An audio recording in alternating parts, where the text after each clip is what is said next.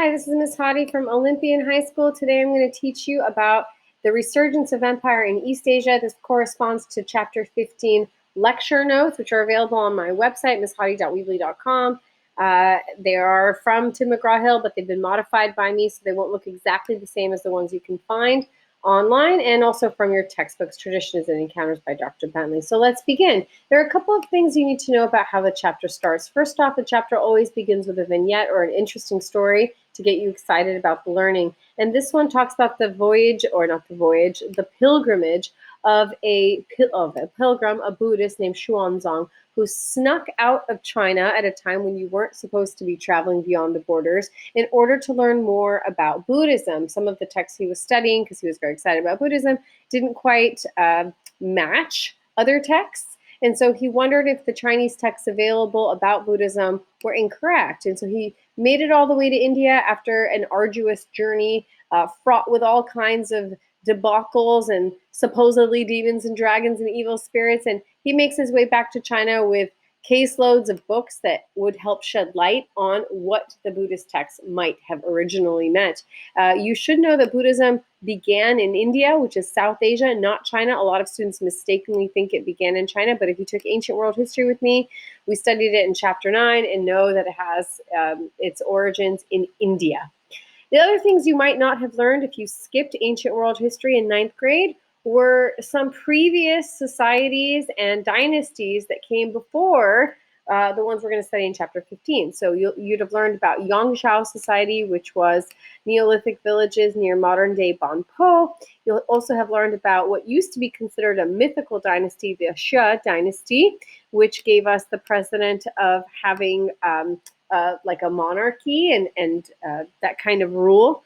Then the Qing Dynasty, the first dynasty from which we have written records. The Zhou Dynasty, which was a more decentralized state, but very important, came up with the idea of the mandate of heaven. It's in this dynasty that rulers started to justify or say that their rule was okay or allowed because heaven, think of it as a sort of like a kind of like a god or Tian, gave them the right or power to rule. And you would know if heaven didn't want you to rule anymore because all kinds of natural disasters would visit the earth and make life really hard. So heaven can basically take the right to rule away from your family and give it to another family. And this important way of justifying rule is going to continue beyond the Zhou dynasty and be used by later rulers. The most important classical dynasties that we've studied in 9th grade in ancient world history are the Qin and the Han. But the Han could be split up into the former Han, Wang, the rule of Wang Mang, and the later Han. Let's start with the Qin dynasty. The Qin state didn't last very long. Some historians say it only lasted about 14 years. Others debate that, say maybe 20, 21 years. But the important thing about the Qin state was it was the first state to unite all of China. And remember, Chinese boundaries didn't look the way they do now. China was much smaller in the past. Didn't include areas like the Tibet that we think of today in the West.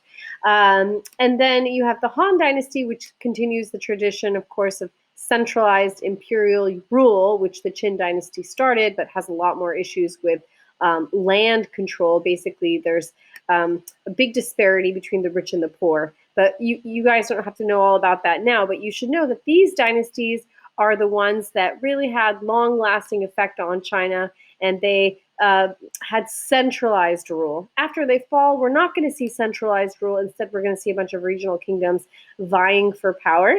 And so this is just some background information, but when we pick up with Chapter 15, we're going to study the post-classical period, so the period after the fall of these kingdoms. And there are 3 major dynasties to learn, the Sui, the Tang, and the Song. And I'm going to teach you now about the Sui dynasty.